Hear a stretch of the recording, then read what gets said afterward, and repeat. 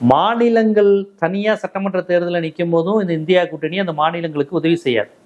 அதுவும் இந்த 2026 திமுகவுக்கு இந்த இந்தியா கூட்டணி என்ன பண்ணுச்சுன்னு நம்ம பார்த்தோம். காங்கிரஸ், விடுதலை சிறுத்தைகள் யாருமே அவங்களுக்கு வேலை பார்க்கல. விஜய்க்கு வேலை பார்த்துருக்காங்க, விஜயோடய போயிட்டாங்க. இப்ப இந்தியா கூட்டணியில ஸ்டாலின் இருக்காரு, திமுக இருக்கு அப்படின்னு இருக்காங்க. திமுக புறக்கணிச்சிருக்கு. அப்ப எந்த மாநிலத்திலும் இந்த இந்தியா கூட்டணின்னு ஒரு கான்செப்ட் வெற்றி பெற வைத்ததில்லை மாநிலங்கள்ல. இந்திய அளவில் மக்களவை தேர்தல் நடத்தும் போது பாரதிய ஜனதாவை எதிர்த்து இவங்க எல்லா கட்சியிலும் சேர்ந்து நிற்பதும் கிடையாது.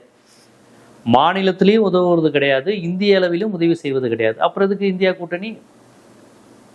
அதுவும் மாநிலங்களில் அந்தந்த மாநில கட்சிகளை தோற்கடிப்பதை மட்டுமே லட்சியமா காங்கிரஸ் கொண்டிருந்தால் அந்த காங்கிரஸ் கட்சியை எப்படியாவது முதன்மைப்படுத்தணுங்கிறதுக்காக எதுக்கு இப்படி ஒரு இந்தியா கூட்டணி உருவாகணும்?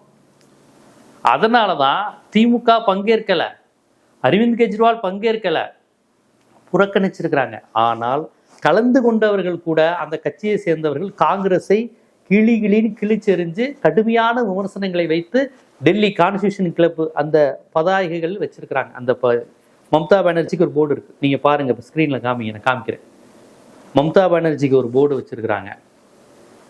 உதயநிதி ஸ்டாலின் போர்டை போட்டு திமுகவை பழிவாங்கிய காங்கிரஸ், மம்தா பானர்ஜி படம் போட்டு திரிணாமுல் காங்கிரஸை பழிவாங்கிய காங்கிரஸ், அரவிந்த் கெஜ்ரிவால் படத்தை போட்டு ஆம் ஆத்மியை பழிவாங்கிய காங்கிரஸ், பினராயி விஜயனை படத்தை போட்டு பினராயி விஜயனை தோற்கடித்து காங்கிரஸ், இடி ரைடு வரை வந்தாச்சு. அப்போ பாஜகவை எப்படிங்க தடுக்குது இந்த இந்தியா கூட்டணி?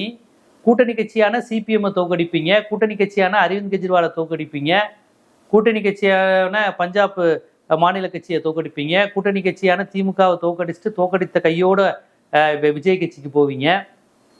எல்லா மாநிலத்திலையும் யாரோடலாம் கூட்டணியோ அவங்கள தோற்கடிக்கிறாங்க. தேஜஸ்வி யாதவ் தோற்கடிக்கிறாங்க.